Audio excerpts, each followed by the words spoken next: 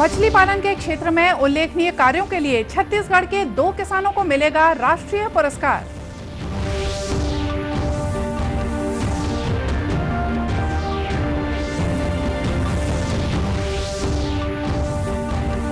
राज्यपाल ने कहा कि स्वच्छता हमारे देश के प्राचीन संस्कारों में निहित है और इसे नियमित दिनचर्या में अपनाए जाने की जरूरत है।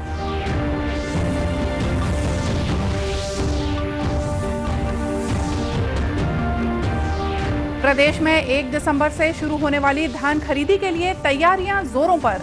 इस साल 2,45,000 नए किसानों ने कराया पंजीयन।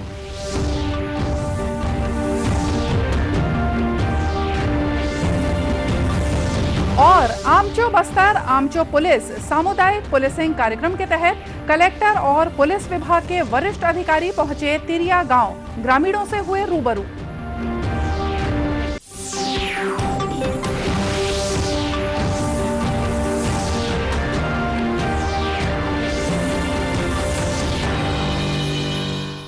नमस्कार, आप देख रहे हैं दूरदर्शन समाचार। मैं हूं मोनिका शर्मा और आइए अब देखते हैं समाचार विस्तार से।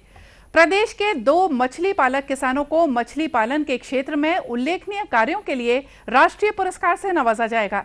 कल 21 नवंबर को विश्व मात्स्यिकी दिवस के मौके पर केंद्र सरकार द्वारा दिल्ली में आयोजित एक समारोह में ये पुरस्कार दिए जाएंगे। पुरस्कार प्राप्त करने वालों में छत्तीसगढ़ राज्य के messrs MM fish seed cultivation private limited माना रायपुर शामिल है, जिसे बेस्ट फिशरीज एंटरप्राइजेस संवर्ग के तहत 2 लाख रुपए का नगद पुरस्कार और प्रशस्ति पत्र दिया जाएगा।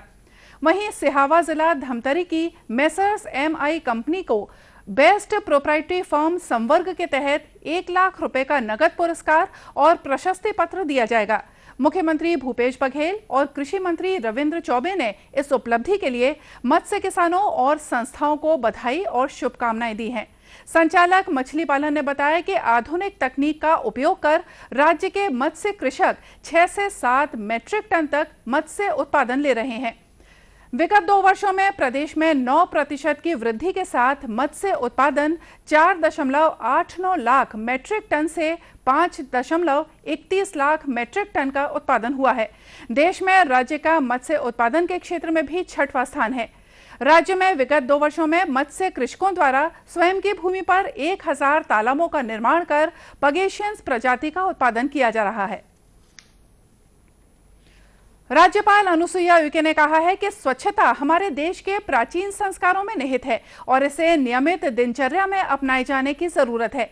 राज्यपाल ने विश्व शौचालय दिवस के मौके पर अहिंसा विश्व भारती द्वारा आयोजित वेबिनार को संबोधित करते हुए कहा कि इस वर्ष शौचालय दिवस की थीम है स्थायी स्वच्छता और जलवायु परिवर्तन।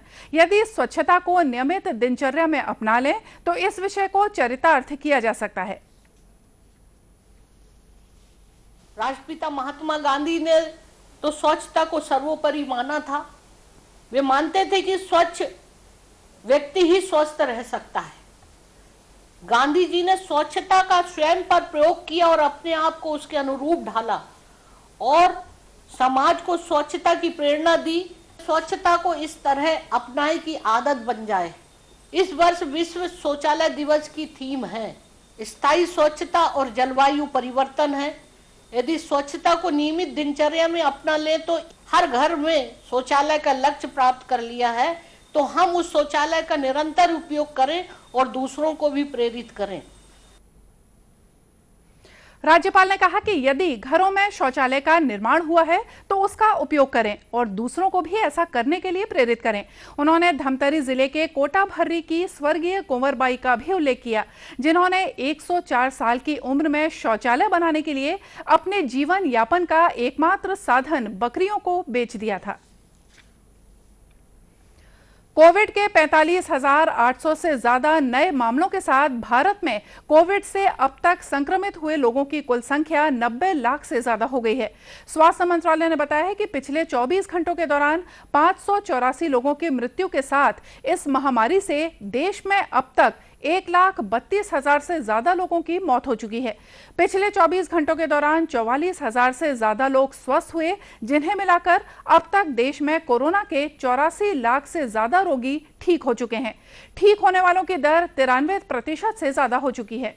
देश में इस समय कोविड के सक्रिय मरीजों की संख्या 4,43,794 है।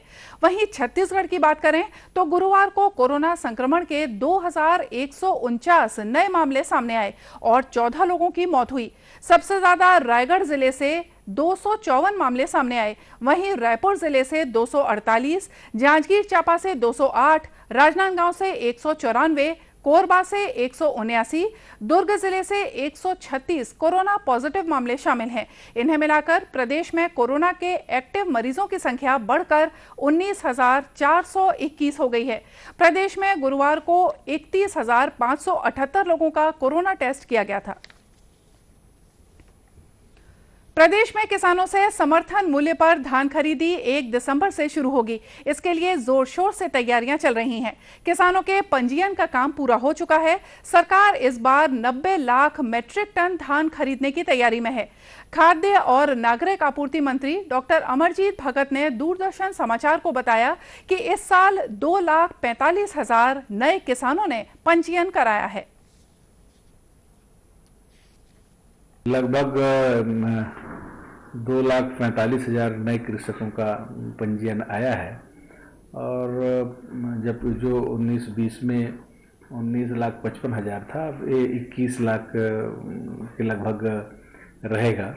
तो पहले से किसानों की संख्या भी बढ़ी है, रकबा भी बढ़ा है। मंत्री डॉक्टर भगत ने बताया कि धान खरीदी के दौरान पड़ोसी राज्यों से होने वाली धान की तस्करी पर भी कड़ी नजर रखी जाएगी। सरकार ने बिना अनुमति छत्तीसगढ़ में धान आयात करने पर पूरी तरह से प्रतिबंध लगा दिया है। इस संबंध में प्रशासन को दिशा निर्देश जारी कर दिए गए हैं। उन्होंने कहा कि किसानों को भी सजग रहने की जरूरत है।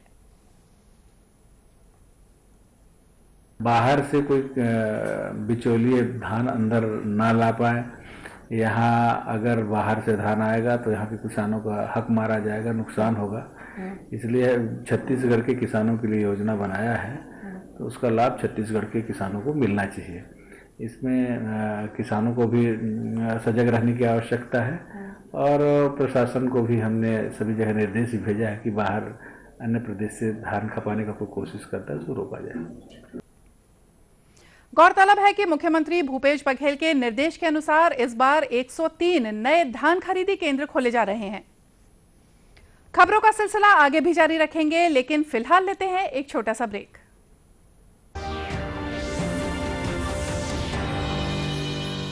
Boys let's go practice. अरे रुक यार, मेरे बैंक अकाउंट में गलत एंट्री का प्रॉब्लम हो गया। अरे तो बैंक को कंप्लेन करना। बैंक को लिखे 1 महीना हो गया है, बट वो गूगली पे गूगली डाले जा रहा है। तो आरबीआई के बैंकिंग लोकपाल को इन्फॉर्म करो। रुक मैं समझाता हूँ। जैसे क्रिकेट में थर्ड अंपायर, वैसे ही आरबीआई का बैंकिंग ओम्बड्समैन। आरबीआई कहता है अगर बैंक आपकी कंप्लेंट को 1 महीने में नहीं सुलझाता तो आरबीआई के बैंकिंग ओम्बड्समैन में कंप्लेंट करो। यह आरबीआई का आसान तरीका है आपकी कंप्लेंट सुलझाने का, और वो भी फ्री।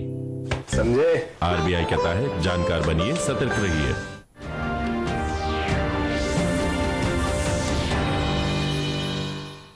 ब्रेक के बाद एक बार फिर से स्वागत है आप सभी का दूरदर्शन समाचार में। बस्तर जिले में छत्तीसगढ़ ओडिशा के सीमावर्ती वनांचल तिरिया गांव में बस्तर पुलिस द्वारा आमचो बस्तर आमचो पुलिस सामुदायिक पुलिसिंग कार्यक्रम का आयोजन किया गया। इस कार्यक्रम के माध्यम से स्थानीय विधायक, पुलिस महानिरीक्षक बस्तर रेंज और कलेक्टर सहित पुलिस और प्रशासन के अधिकारियों ने क्षेत्र के लोगों को आंगनबाड़ी और स्वास्थ्य सहित अन्य मूलभूत सुविधाओं से अवगत कराया। इस दौरान जनप्रतिनिधियों और पुलिस प्रशासन के अधिकारियों द्वारा लोगों की समस्याओं का निराकरण भी किया गया। इस मौके पर कलेक्टर रजत बंसल ने बताया कि एनएमडीसी बचेली और पुलिस द्वारा आयोजित इस कार्यक्रम के माध्यम से ग्रामीणों की समस्याओं और उनकी मूलभूत सुविधाओं के संबंध में जानकारी मिली है। जल्द ही ग्रामीणों की समस्याओं को दूर कर दिया जाएगा। तिरिया में आज ये बड़ा कार्यक्रम पुलिस विभाग के साथ और एनएमडीसी के साथ मिलकर के किया गया, और इसमें रात्रि से हम लोग यहाँ पर रुके हुए हैं, लोगों से बात कर रहे हैं, उनकी समस्याओं को समझ रहे हैं और कई सारी बातें निकल के आई हैं। अधोसंरचना को लेकर के कई मांगे हैं, साथ में कुछ नियुक्तियों को लेकर के मांग है, और एक बड़ी मांग बिजली और यहाँ पर मोबाइल टावर को लेकर के है। सभी दिशाओं में सार्थक हम लोगों ने प्रयास शुरू कर दिए हैं। राजस्व ग्राम के रूप में भी ये अभी ग्राम चिन्हांकित नहीं है, मसाती ग्राम है, उसको लेकर के भी IIT रुड़की से और संबंधित विभागों से हम लोग चर्चा कर रहे हैं। निश्चित ही आज की इस पुलिस के द्वारा आयोजित कार्यक्रम में निश्चित ही इसका परिणाम अच्छा निकलेगा, सुखद निकलेगा। वहीं पुलिस महानिरीक्षक बस्तर रेंज सुंदरराज पी ने बताया कि क्षेत्र में नए पुलिस कैंप खुल जाने से आसपास के ग्रामीणों को सुरक्षा के साथ अन्य मूलभूत सुविधाएं मिलेंगी।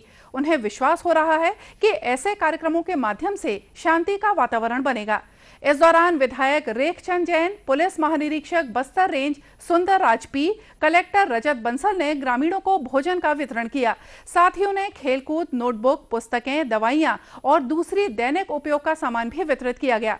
गौरतलब है कि बस्तर जिले के तिरिया में नक्सल उन्मूलन अभियान के तहत नवीन पुलिस कैंप शुरू किया गया है।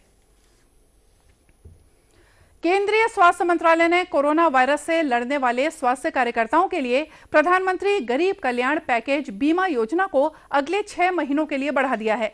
यह योजना सामुदायिक स्वास्थ्य कार्यकर्ताओं सहित उन लोगों को 50 लाख रुपए का बीमा कवर देती है जिन्हें कोविड-19 रोगियों के सीधे संपर्क और देखभाल में रहना पड़ता है और इसीलिए उन्हें संक्रमित होने का ज्यादा खतरा होता है। इस बीमा योजना की अवधि बढ़ाए जाने से केंद्र सरकार के फैसले का छत्तीसगढ़ के कोरोना वॉरियर्स ने स्वागत किया है। दुर्ग और भिलाई में कोविड अस्पतालों और कोविड सेंटरों में काम कर रहे ऐसे डॉक्टर, स्वास्थ्यकर्मी और दूसरे स्टाफ जो कोरोना मरीजों के सीधे संपर्क में आते हैं, उनके लिए ये बीमा योजना राहत भरी है। मैं doctor Shifali Mishra Shankaracharya covid hospital में कोरोना मरीज को देख रही हूँ। एक डॉक्टर हूँ यहाँ पे। ये जो बीमा योजना जो सरकार ने बनाया है, ये एक बहुत अच्छी योजना है। इससे क्या है, एक हम जैसे हेल्थ वर्कर्स के लिए, जो आम आदमी हैं उनके लिए, सारे ज़रूरतमंद लोगों के लिए ये एक बहुत अच्छी बीमा है जिसको ये सरकार ने बनाया, बहुत अच्छा किया है। बहुत ही ज़्यादा अच्छा इनिशिएटिव है क्योंकि हम हेल्थ वर्कर्स क्योंकि सबसे ज़्यादा रिस्क पे हैं, हमें भी एक बैक सपोर्ट मिलता है इससे कि अगर कल को हमारी तबीयत ख़राब होती है, हमारा इंश्योरेंस रहने से हमारी मेडिकल जो सेफ्टी रहती है वो इंश्योर हो जाती है।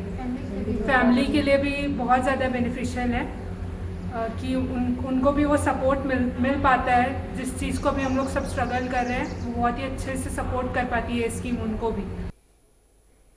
इस इंश्योरेंस कवर का लाभ केंद्र और राज्य सरकारों के तहत आने वाले अस्पतालों में काम कर रहे डॉक्टर्स, नर्स, चिकित्सा सहायक, साफ सफाई कर्मियों को भी मिल रहा है।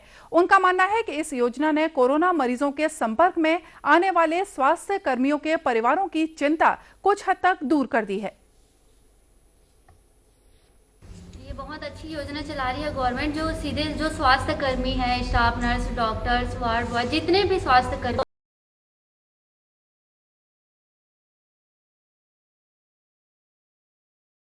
पेशेंट हैं उनकी केयर कर रहे हैं, उनको ट्रीटमेंट कर रहे हैं, तो उनके लिए ये योजना बहुत महत्वपूर्ण है। स्वास्थ्य कर्मी के परिजनों के लिए बहुत बड़ा सहारा है क्योंकि जो भी भारत सरकार ने इस योजना के तहत जो भी निर्णय लिया है, उससे सबसे पहला लाभ तो ये है कि जो परिवार में जो कमाने खाने वाला है, जो इससे कोविड-19 से जुड़ के काम कर रहा है और वो संक्रमित होकर के किसी दुर्घटनावश उसकी मौत हो जा रही है, कोई कैजुअल्टी हो जा रही है, तो उसके तहत उसके परिवार को कम से कम 50 लाख रुपए का जो भारत सरकार ने ये योजना से लागू करके देने का जो बीड़ा उठाया है, तो कहीं न कहीं उसको कम से कम जान तो नहीं आ सकती है दोबारा, लेकिन उसके कम से कम पालन पोषण के लिए, आगे के भविष्य के लिए, उसके लिए ये बहुत ही महत्वपूर्ण योजना है। आपको बता दें कि केंद्र सरकार की ये योजना स्वास्थ्य सेवाएं उपलब्ध कराने वाले लोगों को 50 लाख रुपए का बीमा कवर देती है। दूरदर्शन केंद्र रायपुर से प्रसारित होने वाले प्रादेशिक समाचार को आप YouTube पर भी देख सकते हैं। हमारे YouTube channel Chhattisgarh DD news पर प्रादेशिक समाचार उपलब्ध रहेगा। YouTube चैनल का लिंक और QR कोड आप स्क्रीन पर देख सकते हैं। अपने एंड्रॉयड फोन से QR कोड स्कैन कर आप छत्तीसगढ़ DD न्यूज लिंक पर जा सकते हैं। इसके अलावा छत्तीसगढ़ DD न्यूज फेसबुक और ट्विटर पर भी उपलब्ध है। और आइए देखते हैं अंत में मुख्य समाचार एक बार फिर से। मछली पालन के क्षेत्र में उल्लेखनीय कार्यों के लिए छत्तीसगढ़ के 2 किसानों को मिलेगा राष्ट्रीय पुरस्कार।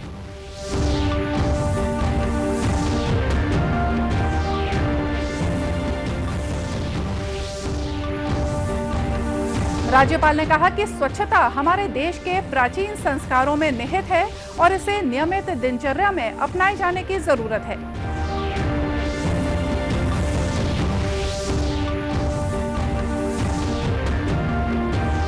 प्रदेश में 1 दिसंबर से शुरू होने वाली धान खरीदी के लिए तैयारियां जोरों पर।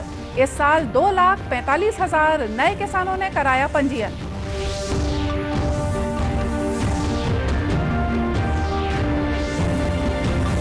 और आमचो बस्तर आमचो पुलिस सामुदायिक पुलिसिंग कार्यक्रम के तहत कलेक्टर और पुलिस विभाग के वरिष्ठ अधिकारी पहुंचे तिरिया गांव, ग्रामीणों से हुए रूबरू।